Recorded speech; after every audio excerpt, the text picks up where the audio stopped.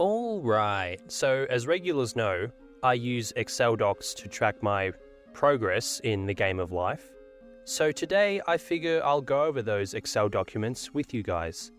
So first of all, we'll go over this document here, and it's basically just a summary of the overall grind.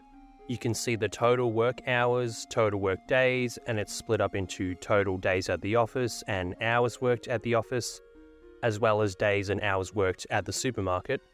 I've put a conditional format in, so the total work and total work hours columns will be highlighted in blue if I worked a full week, which would imply that I worked 7 days, full days that week.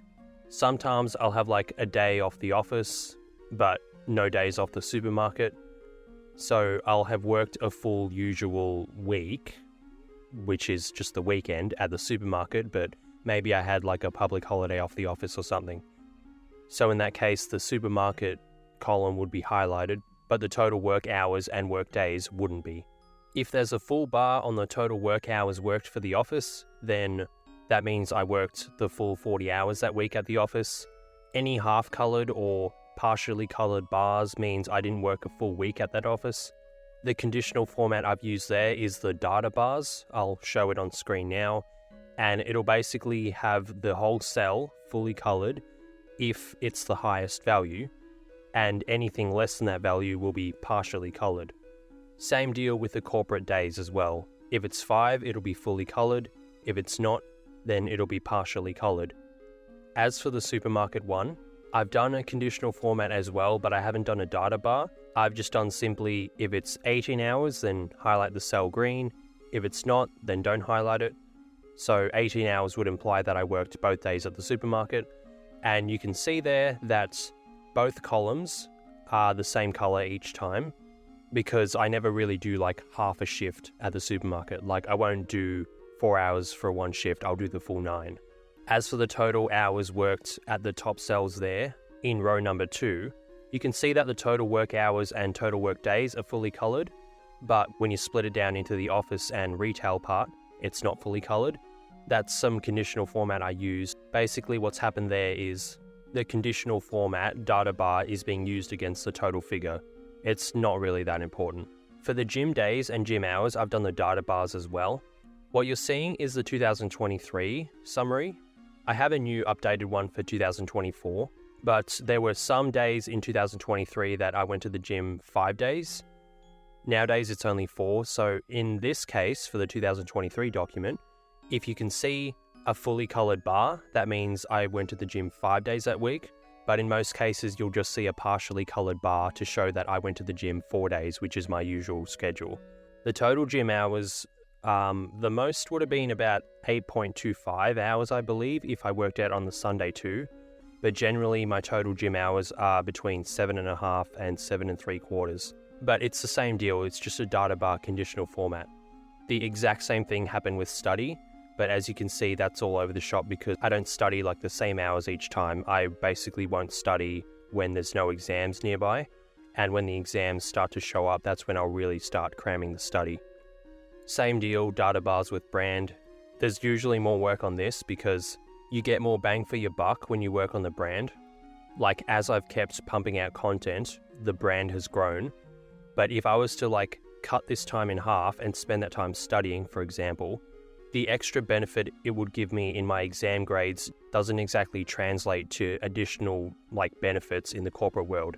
In terms of having your CPA, it's like you either have it or you don't. It doesn't matter if you aced every exam or barely passed. All that matters is you have the CPA or you don't have it. So I do just enough study as I feel I need to pass the exam, and the rest of the time is spent working on the brand. And you can actually tell from these data bars when I had the exam, you can see that the work for the brand really drops off and the time spent studying really picks up. And lastly, for social events and extra work, it's the same sort of deal. Sometimes I'll have as much as 3 social events in 1 week. So obviously when that bar's full, it implies that I had 3 social events that week. And then for extra work, very rarely do I have like dental and laser or Botox and laser or something in the same week. But it does happen. But again, you can see like a spread of when I had social events and when I had extra work done for my aesthetic stat. Now here is a schedule I whipped up at the start of 2023, and I've actually modified it a bit, but this is pretty much roughly my schedule. It's not something that I stick to religiously, right?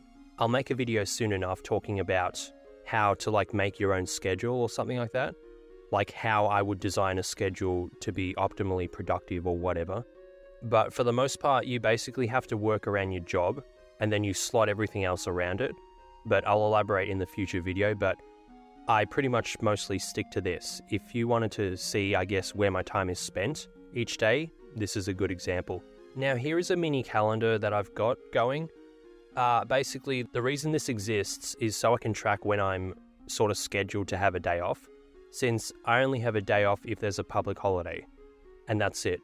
Every other time I want a day off, I have to get it approved. Well, both of my jobs are chill, so whenever I want a day off, I just get it.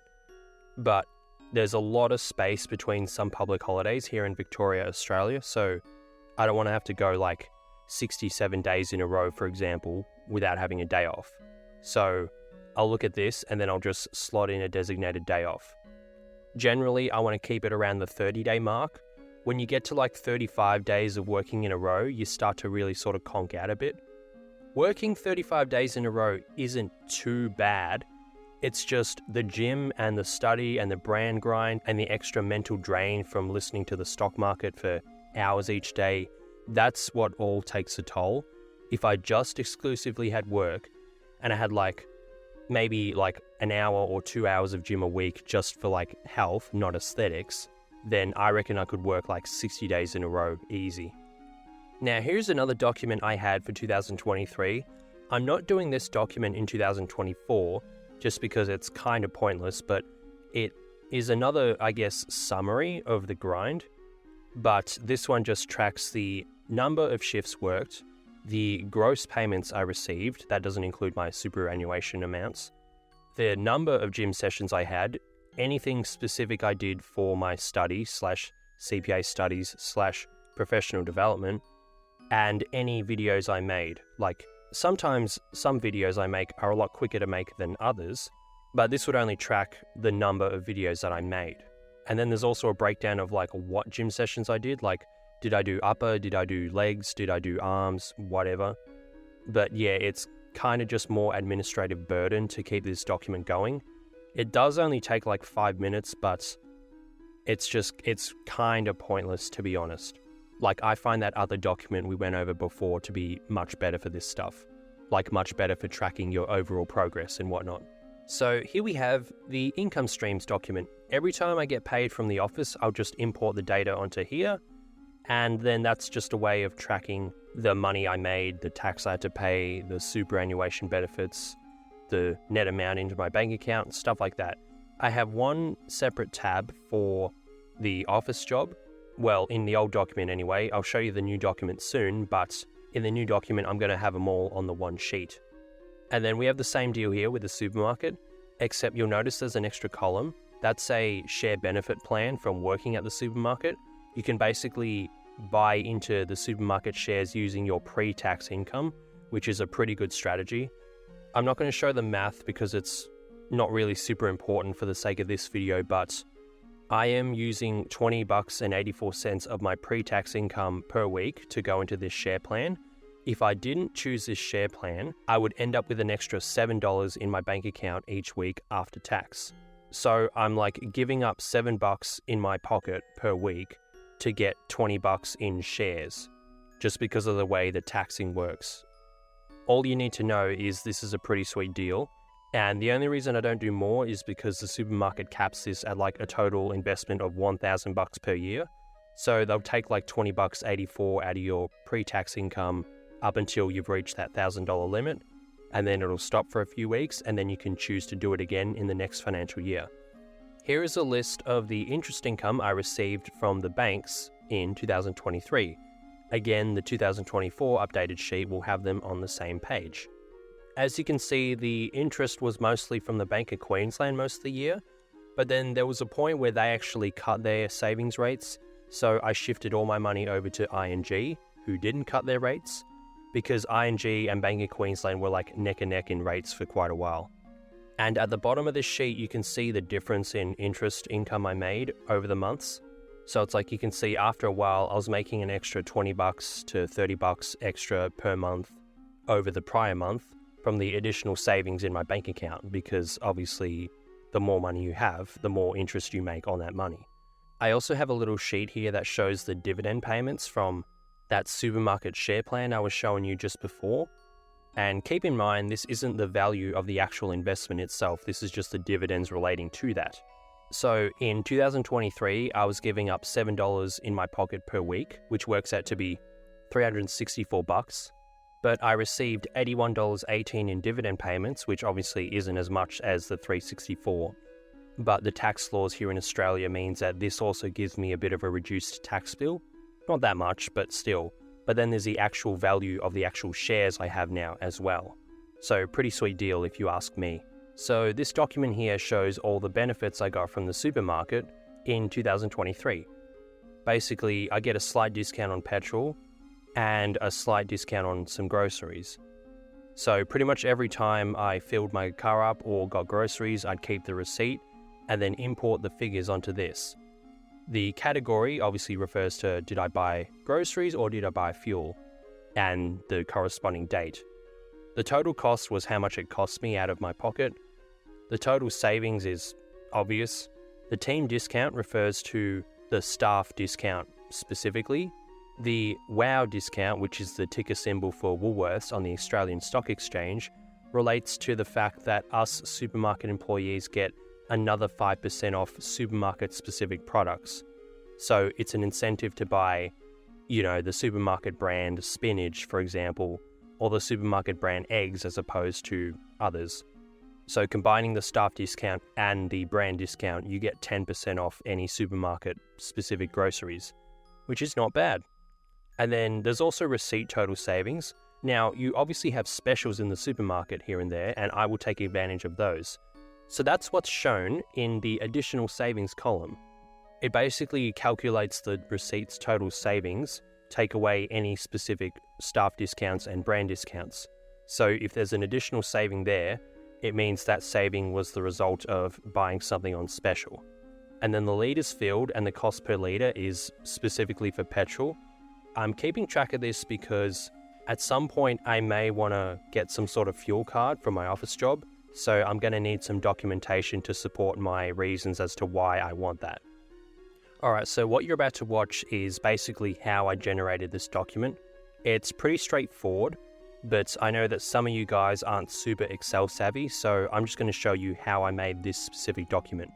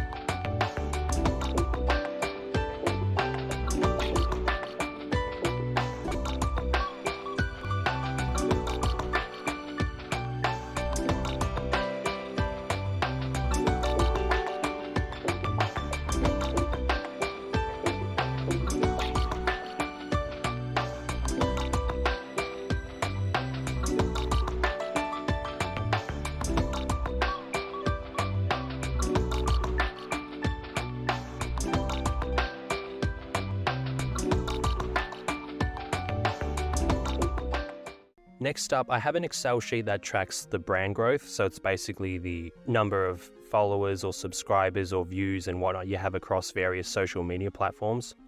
As regulars know, I'm obviously very busy with the rest of my life, so I'm not strictly just a content creator. You'll find that I pretty much only post on YouTube and Instagram, and when I post on Instagram, it's usually just like some observation or something, or like I'll post, hey, I've uploaded a new YouTube video and just add it to my highlights just so that anyone who's new can, I guess, see the overall grind on an Instagram page or something, I guess. And then I may also post stuff that's like a reaction to something.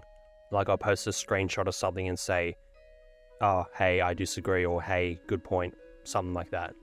But my main goal is YouTube because you can elaborate so much more on stuff on this platform as opposed to TikTok, for example. And I've talked about this before, but once my CPA studies are done, I will look at posting more on other social media platforms since there's other audiences you can poach. The example I used in my 2023 and 2022 summary videos were like, on LinkedIn there's a lot of corporate professionals, and since I have a career myself, maybe they'll be interested in my content, but because they're career professionals, they're probably not gym rats. So since my channel has a mix of gym, then they're probably not going to get recommended my channel in their algorithms. And like on Twitter or X, for example, there's a lot of stock market / finance related people on there. But since pretty much most of my videos aren't finance specific, my videos wouldn't be recommended to their YouTube algorithms, so there's more audiences you could poach from there. And I'm sure there's a bunch of teenagers on TikTok who dig my content, but because I have videos that are longer than 3.5 seconds on my channel, the algorithm's not going to suggest it to them, but if I showed quick snippets of it on TikTok, maybe they'll be interested and hop over. But I have to worry about getting my CPA studies done first. And there's also some shit I've got to sort out with my house and whatnot too. So at the end of each month, I'll pretty much just go through all those social medias and just jot down what the stats are for each social media platform. Alright, so this document here is basically tracking my weight and calories consumed. I jot down the calories I have each day, and then there's a auto sum that calculates it. I basically just track the macros and the calories are automatic from there. And then I weigh myself every morning too, so I'll take a picture of this with my phone, and then I'll check it out at night, then import it in from there. I've also jotted down the average weight and average calories consumed for that week, and then I track it and just see how my weight is progressing. You can see in 2023 I was losing weight for a while, that was my cut. You'll find that in recent times it's gone up and up and up, which is fine, it's part of the bulk. Admittedly, it's a little quicker than I'd like, but whatever, it's fine. And I've made the mistake in the past of just cutting down once I've gained weight too quick. And then that's how you spin your wheels and you never really get too big in the gym. Like, if I cut down now, I'd still have a good amount of muscle and I'd be lean and athletic, but I wouldn't rival the fitness influencers, which is my objective. I've also created some charts using this data too. It looks more complicated than it actually is. I'll show you how you make those. So here is me basically copying that whole sheet, but removing all of the info because, well, obviously this isn't going to be applicable to me this year. I'm not going to be eating the same thing every day or weighing the same every day, you know what I'm saying? As you can see, it causes some issues with the formulas, which is expected, but those are an easy fix. So if you're wondering how you can see, I guess, the average weight and the weekly summary of the date and weight at the top, when I scroll down on this document, it doesn't drag the whole document down with it. There's a portion of the document that stays the same. This is as simple as just doing a freeze pane. All you do is you go into view and then freeze panes and then freeze current cell and current row. So as you can see here, I've removed the freeze pane and now when I scroll, it drags down the entire document. So that's what a freeze pane is. And now I've just added in the freeze pane again, but now I've put the graphs as a part of the part that you can still see, because previously you had to scroll for it, as you saw before. So here is an example of what I'll do in terms of tracking calories. I have like my diet listed on a separate tab. It basically has the protein, fats, and carbs breakdown of each meal that I ate. Since I usually have the same thing every day, I can just copy that across, and then I'll just tack on, like, I know, maybe I had roughly 25 grams of fat and 60 grams of carbs of snacks from the tea room that day, so I'll just tack that on to the fats and carbs amount. And you can see here I'm adding in the calories calculation. So it's pretty much just some protein amount times 4, since there's 4 calories in a gram of protein, and then plus fats amounts times 9, since there's 9 calories per gram of fat.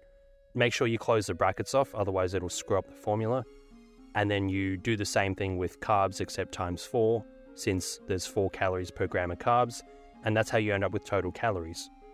And then you can highlight a cell that has a sum in it, and there'll be a little plus thing at the bottom right hand corner of the cell, and you can drag it down. It'll apply that formula to the next following cells. And you can see here when I adjust the amounts of carbs and fats, it changes the calorie amount. So here is an example of how the conditional formatting works and how it colors a whole bar. When I add in a huge amount, it'll shrink the color of the cell above it, because the cell above it has a much smaller value than the current cell I'm in, and they're both tied to the same conditional format. So it's a nice colorful way of, I guess, showing where the larger values are. It's not important for like me, of course, like I'm just tracking my calories here. But if you have some sort of office job, maybe if you're doing a report, your managers will like this. Nice little tidbit for you. And these conditional formats work even when you do a negative figure. When you do a negative figure, it'll pop up with what you're seeing here. It'll like split the cell up. And as you can see here, I'm just typing in random figures in the protein, fats, and carbs section, and the calories are calculating automatically. Alright, so now I'm going to show you how I created those charts related to my calorie intake and weight gain and stuff like that. It's pretty much as simple as highlight the data, go to the Insert tab, and insert a graph. And it's pretty much just as straightforward as that, and you can choose which graph you want to use.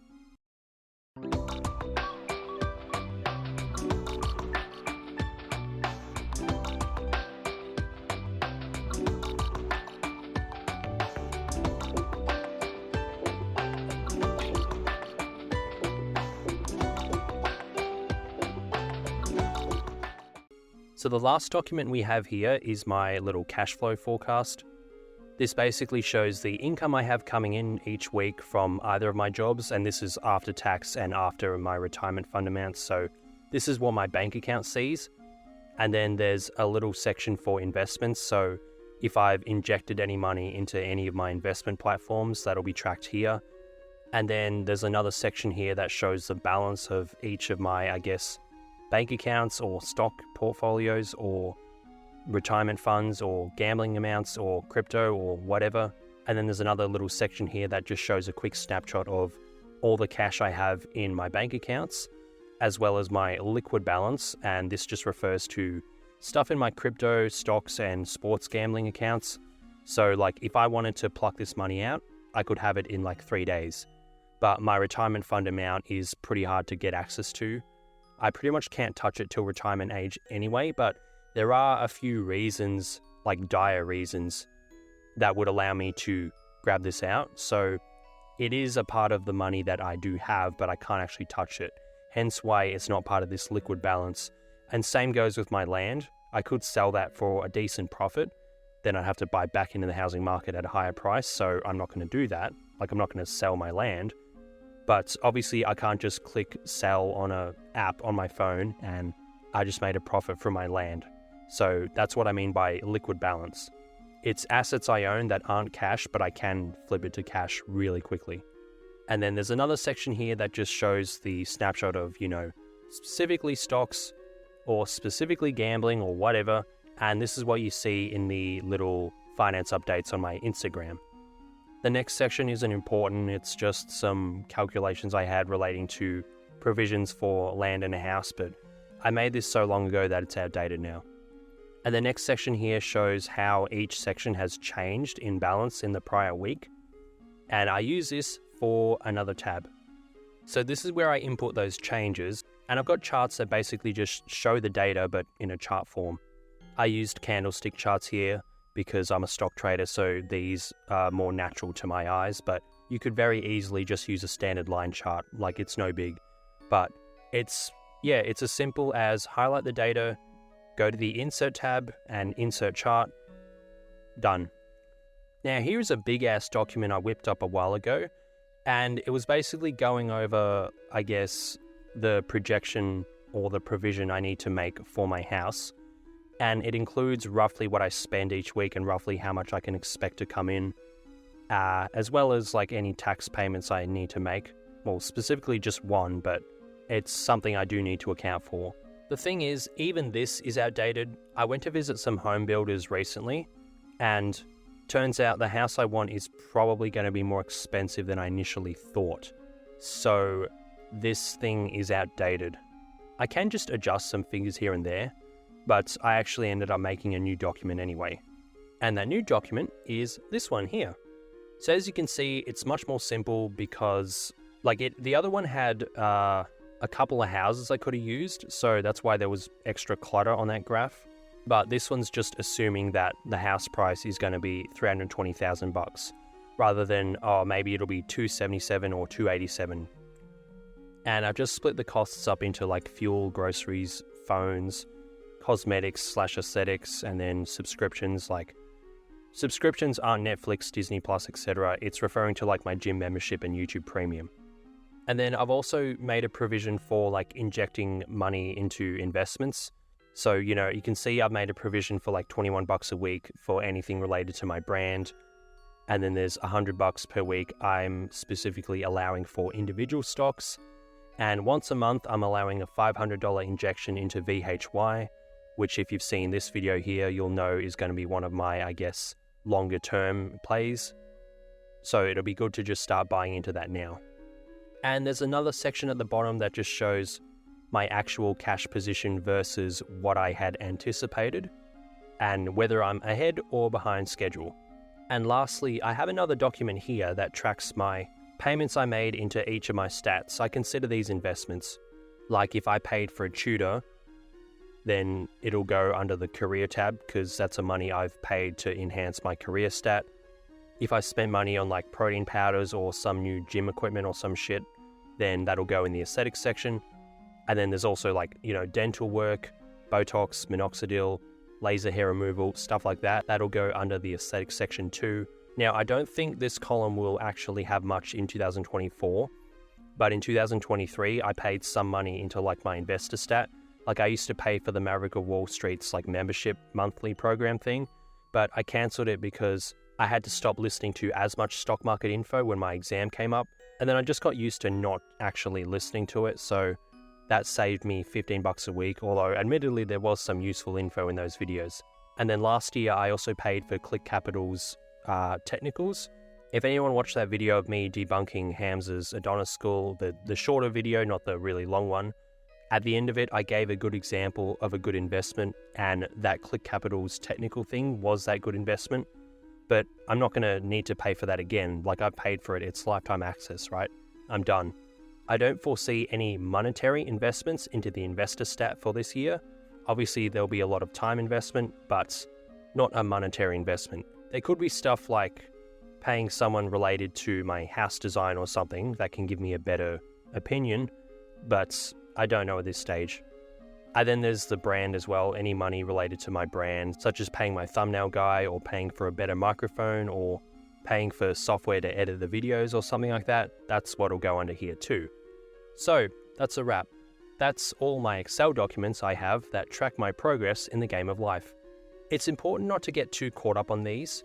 Like I don't spend like hours each day perfecting these documents because that's just action faking. You're pretending you're doing something productive when you're not. Like these documents don't take me much time at all to fill out. Like I fill out the calories and weight one each night and it takes me like less than 2 minutes. I track the weekly wrap-up one every Sunday night. That takes me like 2-3 minutes maybe. And the only reason it takes that long is I need to go back through my gym notes and figure out how much time I spent in the gym. And then I kind of just rough ball the time I spent on the brand. And the time spent at work is easy because obviously I have the same sort of hours each week, right? And then the income streams document, that obviously just gets updated whenever I get paid. Again, that takes like 2 minutes. So maybe these can provide an example of some good Excel documents you can make up that can track your progress in the game of life.